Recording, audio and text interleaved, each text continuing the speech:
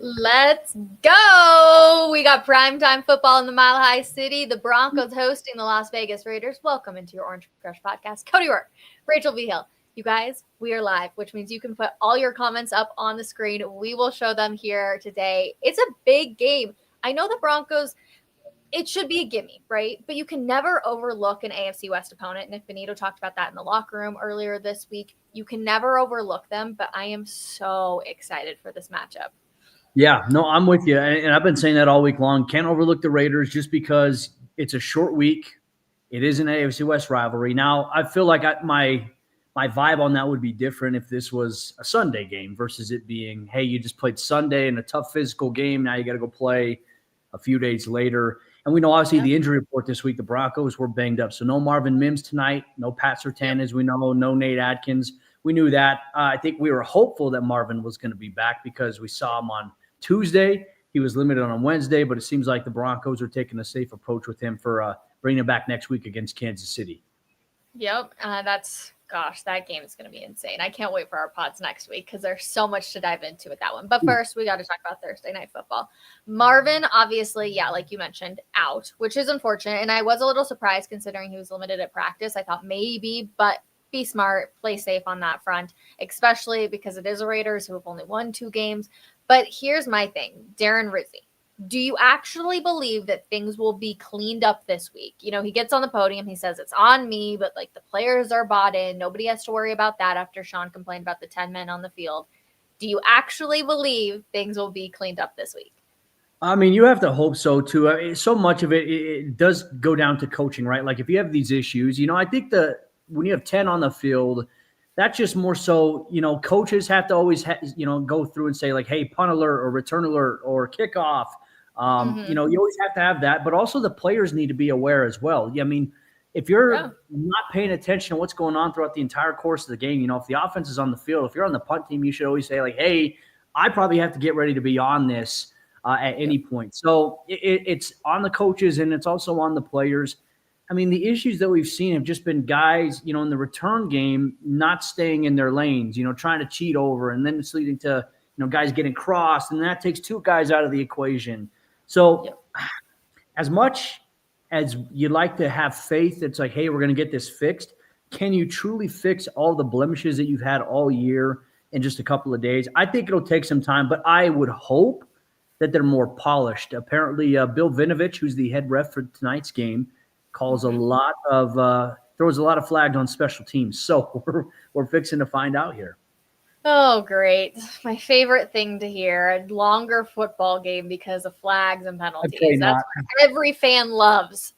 That means we have longer nights if that's the case. The fans are like, all right, after the game's over, they can turn the TV off.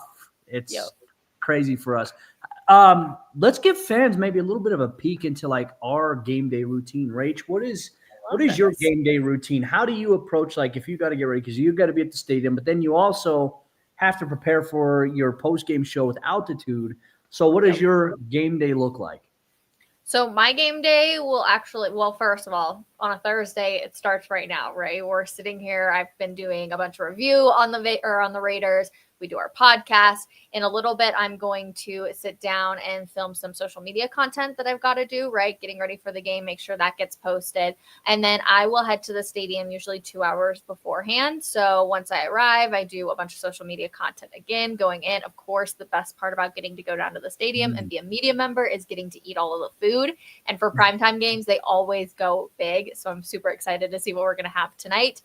Sit down and just kind of take in the environment because I do have to leave the game early. It's the real reality of what I have to do. We are not allowed to do our post-game show on the grounds of Empower Field. It just comes down to NFL rights and other things. So I actually have to leave early. Sometimes it depends when I have to leave. I've left in the second quarter. I've left at half. I've left in the third quarter. It really just kind of depends. I always leave, though, at some point during the game, head back to my house or to a studio, and then we go and do our post-game show immediately after credits roll. So my day is just really super long, too. I mean, really, game days are hard. I don't think people truthfully understand what that kind of looks like. There's a lot you have to dive into when it comes to game days. So, I luckily, not having Broncos yesterday kind of helped my research. I was able to really sit down and do a little bit more deep diving. So I haven't done as much this morning, which has been kind of nice because as soon as pretty much 1 o'clock, 2 o'clock hits, I'm going to be like full send, getting down to the stadium, getting ready for everything. What about you? Yeah, I mean, it's a long day for me. I'm diabolical in the sense I always get to the stadium 4 hours before kickoff. That way I can 4? get. Yeah, I'm kind of a sicko in that regard there. But it's just Wait, because you get there 4 hours ahead of time. as soon What as do the you lot's open, do? I'm in. I set up. I pre-write my the inactives list. That obviously goes Yeah. out here on the website. I try to charge my cameras at the same exact time, and I just like to just chill. And you know what? You mentioned the press box food. That's another big reason. The thing I love about the press box food, it's not like, all right, hey, you only get one plate, you're good. It's like, I had one serving. You know what? I'm going to have a second serving here once again. I might have a third serving here. I'm just praying and hoping that they have either like macaroni salad or potato salad and those little to-go things. I always get the fruit cups. They're always great. But I like getting there 4 hours early, just kind of locking in. And then, unfortunately, it's like that's a long day for me because then I'm probably not getting home till 2.5, 3 hours after the game even ends itself because we have locker room. I have to go in, obviously, get stuff from that, cut some clips and get footage from that. And then I have to do a podcast live, essentially, after the game. So it's just trying to get all those ducks in a row, make sure everything's up Mile High Sports, and then it's doing all the other stuff in between. It's crazy. But then you know what? We get to enjoy our Sunday. We get to watch Red Zone. We don't have to worry too much about all the other stuff. No, I agree. Okay, first of all, I'm still mind blown that you get there 4 hours early. Clearly, you're very type A. Like, you have your routine and you stick to it. Oh, are we getting a puppy sighting? We have to. He's chewing up our end table. Oh, yep. So he just got joined. Welcome to the show. He's so cute, though, you guys. Look at him. I hope he falls asleep. He's fallen asleep a few times on our podcast, which is just so fun. But I can't believe you get there 4 hours early. Also, I have to just say that I'm going to throw myself under the bus. Because the Broncos ownership, the food has been so spectacular since they've taken over. But also, I would like to tell them thank you because I always steal one like Sprite or Coke to go. And I'm just like, thank you guys because I need this to get home every single time. Yeah, that's my go-to. I always love getting a Sprite, like a Sprite. And you know the new thing this year that they've added like the little – have you seen the ice cream thing? Yes, I literally was going to bring that up to you. Yes, there is ice cream in the back corner now. I know. I just feel like – I always feel like, are people going to judge me that I'm going up and grabbing like an ice cream? No. I'll say this: like, I love the pregame meal. I'm not much of a hot dog, bratwurst, or wing like the halftime stuff. I'm not much, and it's not that the food isn't good. It's just that honestly, a hot dog doesn't sound appealing to me most of the time. After you had prime rib, yeah, exactly. Yeah, different. It's like I'm going to go from this to this, and they do put together. I think what is it, like a take-home charcuterie board, which is always nice for like after the game. Yeah, so you miss out on that. That's usually my snack after like once I get back into like the suite where I'm going to do my show. Yeah, I sit there and I just like snack on a charcuterie board, and then it's like, all right, then I plug away. But that's amazing. But it is. I would say this. I did obviously. I do this thing, Good Morning Broncos, every day here on Mile High Sports, and people always think I have like fake coffee in my cup, like. And I'm like, no, like people are like, you have fake coffee. So like the last few days I've been showing them like, hey, it's real coffee. And like I even did like today, like making the actual coffee itself so people can see it. But in that I was talking about players to watch. I had RJ Harvey as one of my players to watch, Bo Nix, obviously, and Riley Moss. If you had to highlight players you got your eye on here in today's game, who are you paying attention to? For the Broncos. Yeah. Okay. RJ Harvey, 100%. He's become the Joker. Could be a big game for him today. Yeah, I really like that. Bo Nix, of course, you have to watch. And then I also really like Evan Ingram. I feel like I say that all the time because I keep waiting for the big game to appear, but I just feel like we're eventually going to get it where Evan Ingram is just the guy that they keep going to after every single play. So I'm waiting for that. And I kind of feel good about tonight. I don't know what it is. Something my gut is telling me an Evan Ingram game. But I think the most important one is going to be Bo because he did not have a good game last week. I guess 4 days ago, 5 days ago, 4 days ago, he did not have a good game.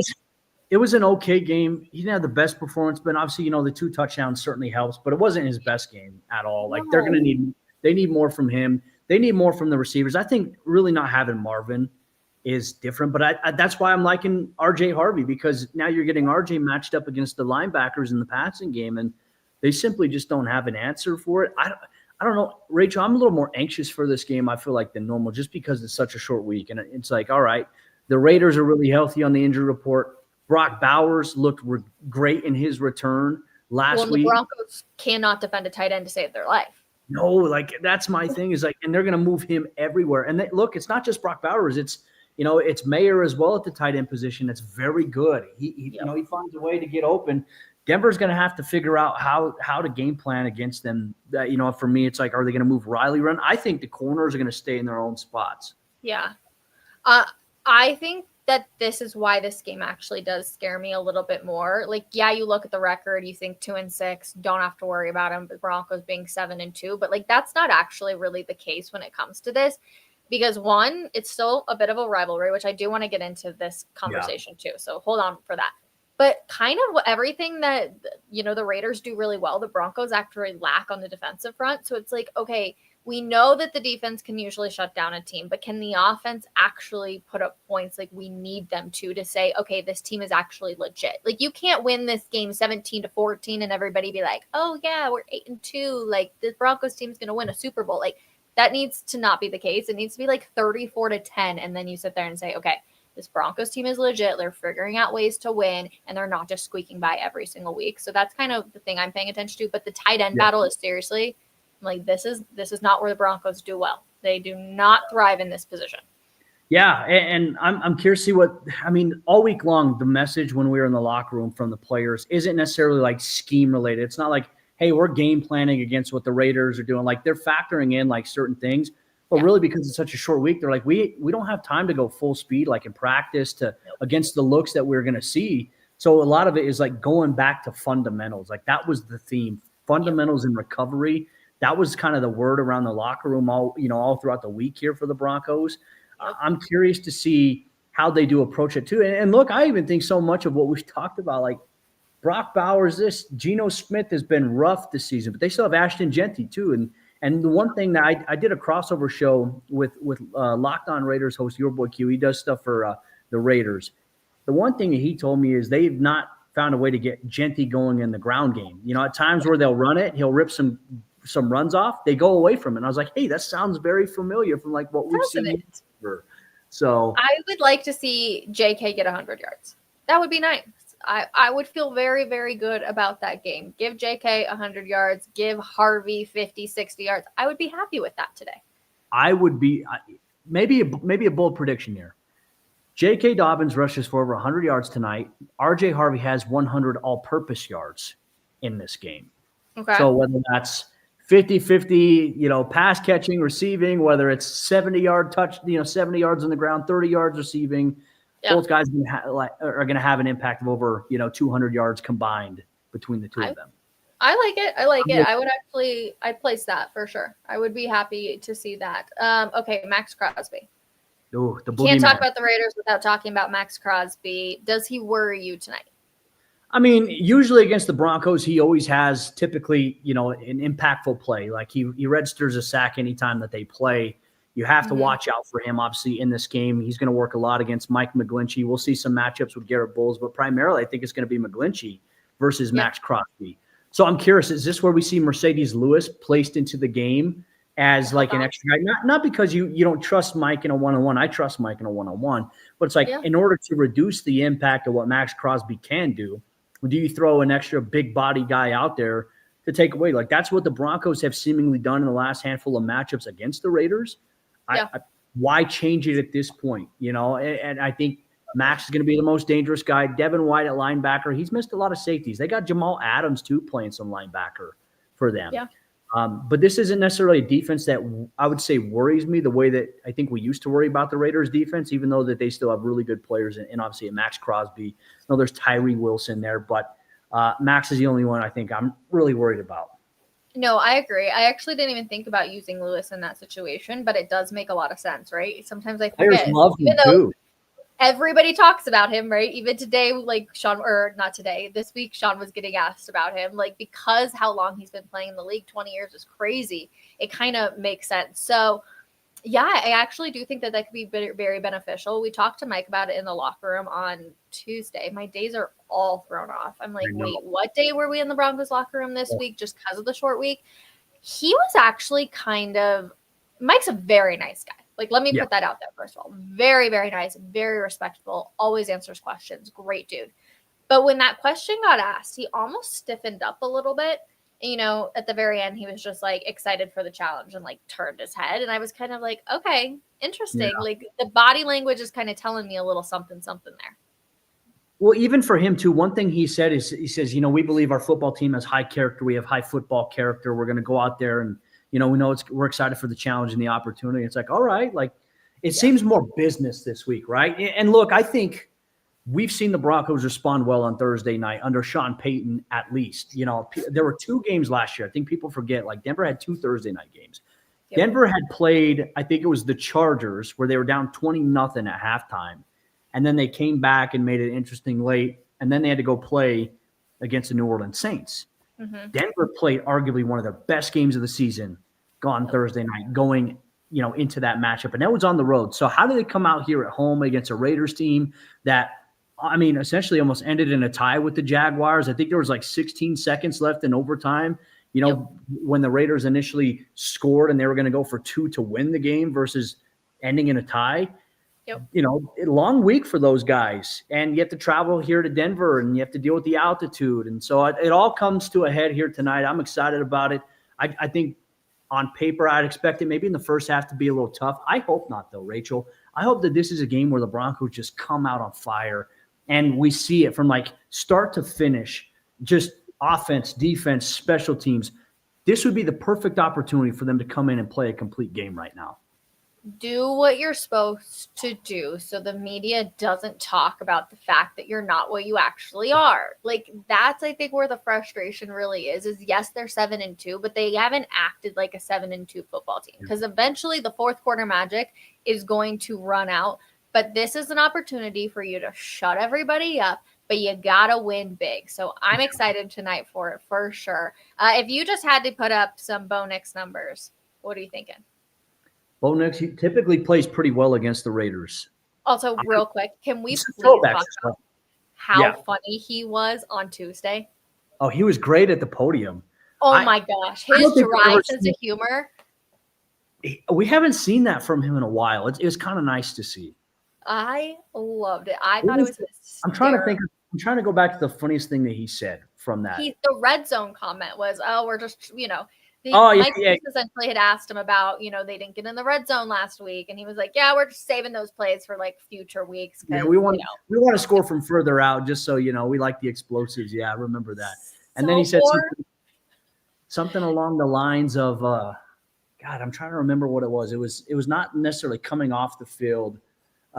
He said something about, you know, there's struggles at the end. He's like, yeah, you know, it helps not to play against the number 1 defense every single week. And then his other really good one was like, when does your body feel ready for like the next week? And he was like, usually when we take the field on game day. I was like, oh my God. Usually a kickoff. And I was like, all right, yeah, Bo's got a good sense of humor. I like that we get to see that a little bit more. Just because like typically, I mean, Rach, it's so different, you know, in some other NFL locker rooms. We don't get to see Bo in the locker room, really. Like, we get to see him, but it's more like, don't approach him. Like, don't talk to the quarterback, which I always find to be weird because I feel like it's like, all right, he only gets to see us in the setting where we're asking questions, where it's like most of the time we go around the locker room, you get to talk to them just off the record and just like about life, not necessarily football. You're not necessarily asking them questions. It's like we don't get that with Bo. So it is kind of nice to see that from time to time. I agree. I know. The fact that still nobody has asked him about the fact that him and his wife are pregnant is like astounding to me. I'm like, hey, wow. You know what? I'm with it because I always thought the usual suspect was going to come up with that initially once it was found out. And, you know, tip of the cap to that person for not doing that. You just wonder if other certain people had to be like, you know, he doesn't really want to talk about it. So, like, let's not ask that question. So they say, okay, I'll zip my lips. There's definitely I would say too, for Broncos fans that may not know this, after tonight's game, the Broncos are going to have they're going to put in a brand new field surface for the second half of the season. Cool. So there's going to be something cool coming out on that I'll be bringing to Broncos country, but it's going to be the shortest turnaround time they've ever done it. From the time the game ends to having it ready for next week against Kansas City, it's going to be a record amount of time, 9 days to do everything. So it's going to be fun. You got to give it to ownership, though, because they have now replaced that field every single year that they have been in charge. And I mean, that's not cheap, first of all, to do. But the fact that every single player in the locker room will tell you, too, like, no matter what they need, they've got it there. If it's a recovery thing, don't worry, they're on it. Like, they don't have to worry about that. What a luxury it is. And it just makes players want to come play here, too. What's the word that Quinn Miners used? Modalities. He said it was Yes. the modalities that the ownership group brings forth. And look, that is such an important thing. And I'll obviously have that in my feature. Broncos fans can check that out next week. I'm doing something really cool on that to give fans a little bit of an insight. But it's people are like, oh yeah, they're just replacing the field surface. You don't understand how big that is from a player safety standpoint and how important it is. Like, look at MetLife Stadium and turf and the conversations about turf versus grass. The Broncos get the highest quality grass possible here, and it makes for the best playing surface. And that new field is going to be ready to go for that matchup against Kansas City. My biggest hope is that Denver doesn't look too far ahead, that they're not looking ahead to next week saying, hey, we got a matchup against the Chiefs, where, I don't know, maybe Pat Surtain could be back for that game. We'll see. I'm so nervous for that game for my own personal reasons, okay? Because I, have family. Like, my husband's family now is from Kansas. So I have dealt with the, oh my gosh, go Chiefs, the Broncos suck for the last couple of years. But the problem is, and people get mad, but I just don't have any trust in this football team. I cannot sit there and say, like, oh, 100%, this is going to be, a crazy game. The defense is going to keep them in, I'm sure, but I just don't know if the offense will put up points. That's why I just want them to take care of business tonight. Like, that's all I'm asking. Allow this offense to actually get rolling. When I have to leave the stadium today, I just hope that I don't even have to be worried about a comeback from the Raiders. Like, that's all I'm asking. So what is it that this Broncos team has to do in order to get you to kind of buy in on them being that? What is it you need to see from them? Oh my God, like, just a complete game. I'm sick of the fourth. Like, don't get me wrong, I love the fourth quarter magic because it's so fun, right? Like, everybody's on the edge of your seat. You're like, oh my gosh, what's going to happen? Like, I understand that excitement and the anxiety that comes with it. Yeah. But I also love games where you're leading by 30 points and it's like the guys on the sidelines are smiling and, they don't have a care in the world. Like, I want those type of moments too for this team. I eventually think fourth quarter magic will run out. Like, you just can't have that many. Yeah. You just can't have that many comeback games. So that's where I sit. They just need a complete game. I would love for them to stick with the run. We talk about this every single week on the Orange Crush podcast. I just need a complete game, and I need Bo to have – I need his rating at the end of this game to be, like, above 95%, okay? Yeah. The fact that we are sleeking by with, like, 50 or 60, occasionally 70, I'm like, I need, like, a 95% rating from Bo after this game. Yeah, they say, I don't think Rachel would have survived the Elway. No, I would not have. And here's the crazy thing. Twitter was around when Elway was playing. Have you seen the similarities between the Super Bowl team this year the Super Bowl team in 2015 and the team this year? That's scary. The fact that I just said that, that's a little scary. But then also the numbers between John Elway and Bo Nix, it's crazy. Yeah. Gunslingers. I like it. I need the Broncos to go as wild as Cody. He's crazy, Junior. I'm getting bit all over. I'm trying to prevent him from biting. Neck scratches. Biting our end tables. He's teething like you wouldn't believe right now, and he's trying to eat all the furniture. So he's 2 months now? He's got to be, just about 2 months. He's crazy. Yeah. He's got sharp little teeth as well. He's driving me nuts. One final thing, Rach, before we let the good folks out of here. Yeah. For those folks that aren't making it to the game tonight, if you want something, I just found this out.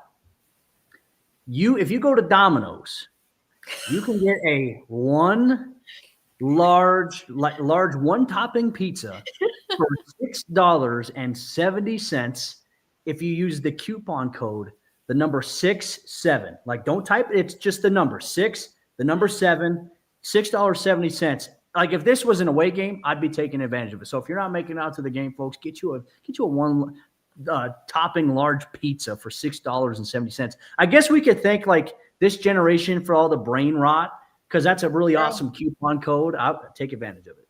True. I see another comment. What's Rachel's score prediction for the game tonight? I love doing score predictions. Cody, mine is,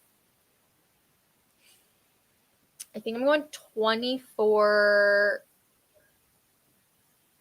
Ooh, I want to say 10 or 13 Broncos. Okay. Somewhere around that range. What's yours? Okay. So yours is like 24-13. I'm going to go 31-7. 31-7. Holy cow. I hope you're right. But Me too. But tell me, what from the Broncos offense last week did you see that you were sit there and think? Because a lot of it was Bo. That's the problem. It wasn't just like, I don't know, Cody. I don't know. It's the early inaccuracies. That was the thing too. And I would say this, like the run game was going early on with JK. Yeah. 3 carries for like 24 yards on the first drive. And then they just got into the habit of passing the football. And look, when you're completing it, fine. But the Broncos had incompletions, long fields, and then all of a sudden, now Bo, the valid critique was on his interception.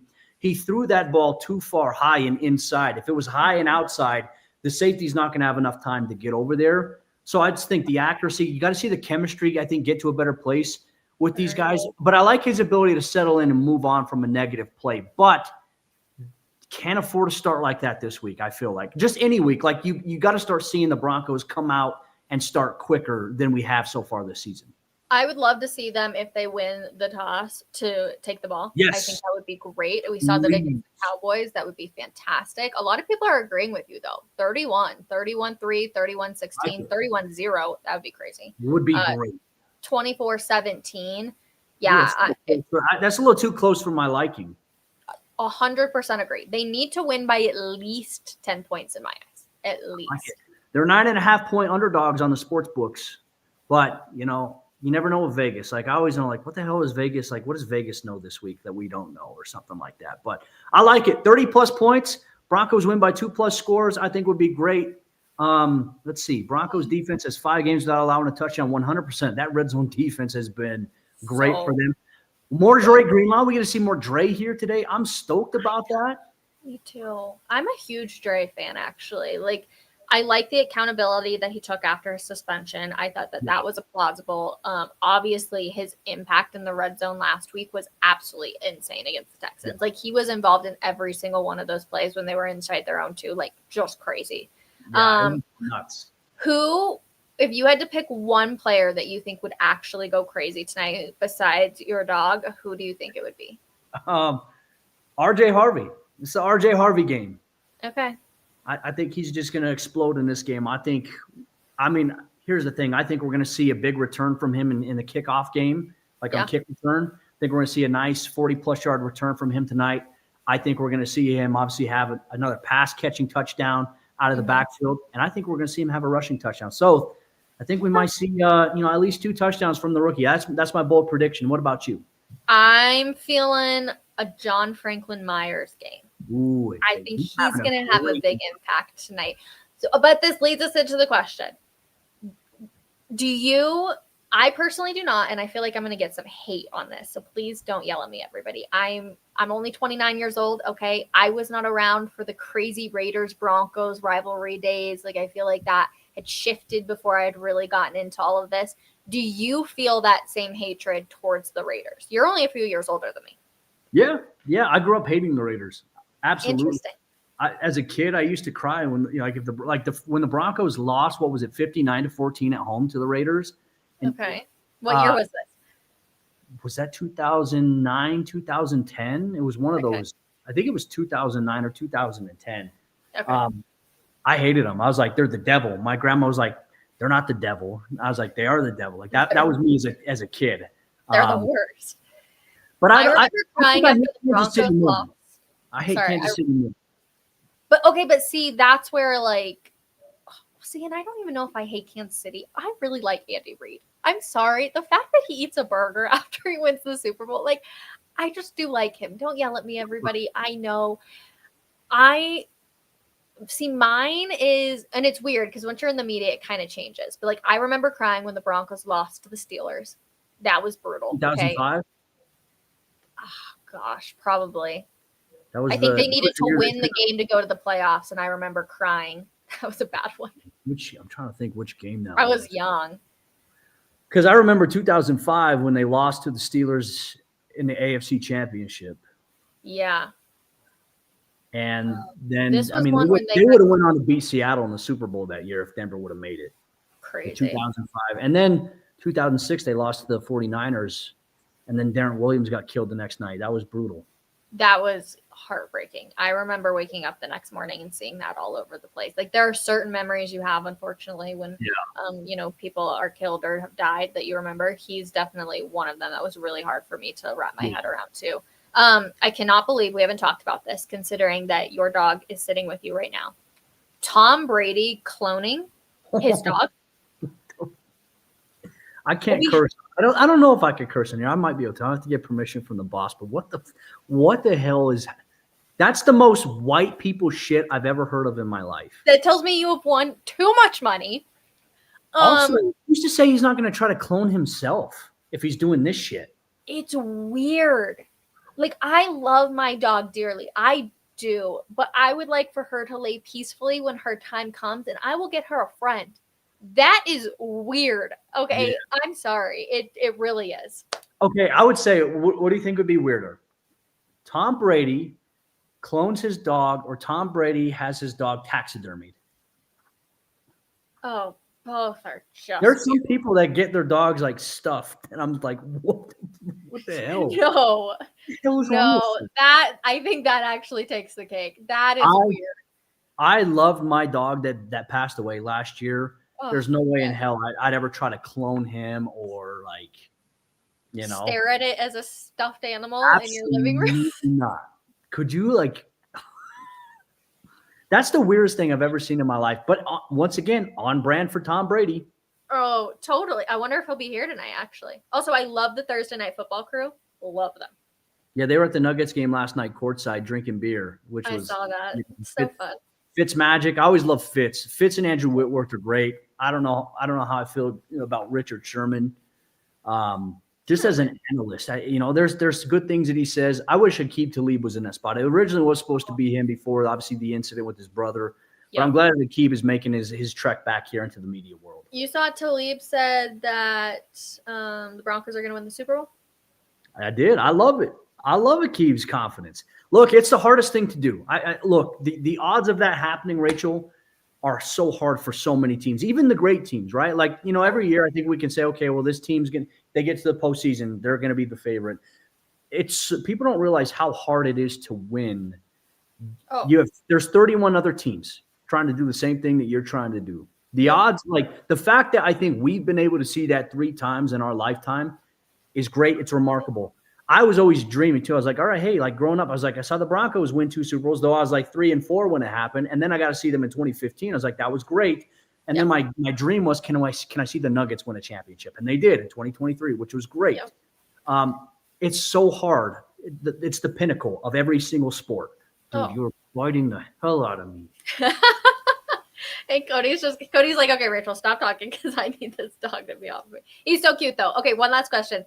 This is always one of my favorite things, and I want to ask the comments too, comment section. But would you rather? It's always so tough. Okay, right now we have the Nuggets, who I think can go on and win a championship this year. I think the Avalanche can win a championship this year. Just for the sake of the conversation, say the Broncos can. If they all 3 could win a championship in 1 year, would you want that to happen? But then you cannot win anything for the next 15 years. Or would you rather none of them win a championship in the next 5 years, but they're all really good for the next 5 years? I think everyone would take the championship. 3 championships in 1 year would be insane. Could you imagine? But then again, the expectations that would come with the city of Denver after that would be so huge. So it's like if you have to lose for 15 years after that, God, that's such a tough trade-off. I don't know if I could.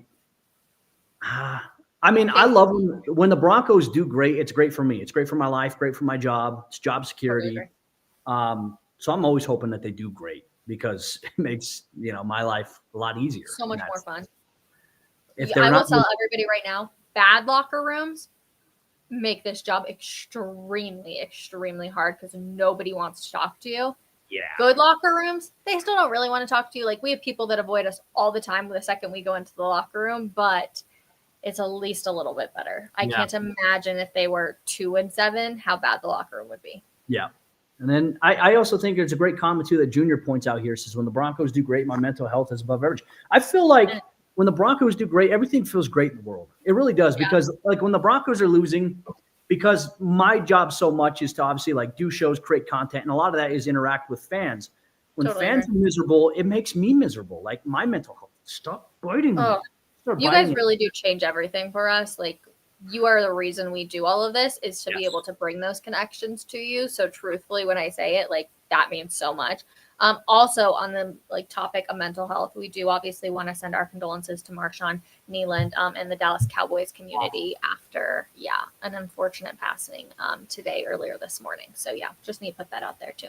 Awful news. And it's always sad to see, when these young guys, and their life gets cut far too short. We see it all the time in sports, and unfortunately it's like, of course, like, info's coming out about like what had happened last night. Still, regardless of that, it shouldn't have happened. Gone far too young, and it just goes to show, like, you could have millions of dollars, but other things in your life cannot be going the way that you want. Like, I've known a lot of people who got a lot of money that have really rough mental health. Like, life isn't just great just because you have money. Like, sure, we could do a lot more with our lives. We can afford to do things and have fun, but at the end of the day, it's got to make sure your mental is all taken care of. And just a tragic situation. Obviously, the impact that, obviously his family is dealing with because of this, and obviously his teammates in Dallas.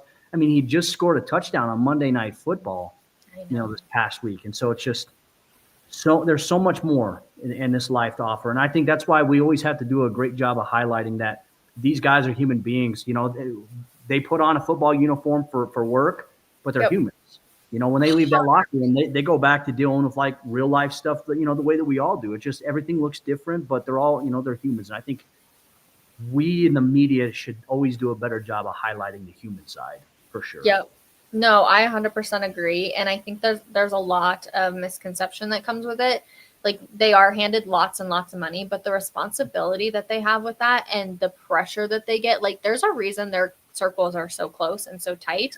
I can't imagine having to try and navigate that. So I give it to all of them, but also just a reminder to every single person out there that if you are dealing with any negative thoughts, there's always somebody you can talk to. There are lines you can talk to if you don't want to talk to anybody close to you. I have thoughts and prayers that everybody has somebody that they feel like they can go to too. So just it's a sad day for the NFL community for sure. But we do have Thursday Night Football. We look forward to it. Both Cody and I will be there at the game tonight. Cody 4 hours beforehand, me 2 hours beforehand. But we will be bringing you guys all sorts of fun content. And Cody has fun content coming for you guys later next week because he has an incredible opportunity tomorrow. So excited. Let us know who gets the first touchdown tonight. That's what I want to know in the comments section. Cody, any last thoughts before we say goodbye? Oh, that's it. Let's have fun. And hopefully the Broncos could go to 8-2. And then we can go into next week's preparation for the Chiefs with some really big storylines and some fun conversation. I'm excited. I'm pumped. 24-13. That's going to be my final score tonight. We will see. Can they shut down Brock Bowers is going to be my question. Cody, always a pleasure. To everybody hanging with us in the comments, we appreciate you all so much, and we will see you guys next week. Hopefully we get a win tonight. Bye, everybody.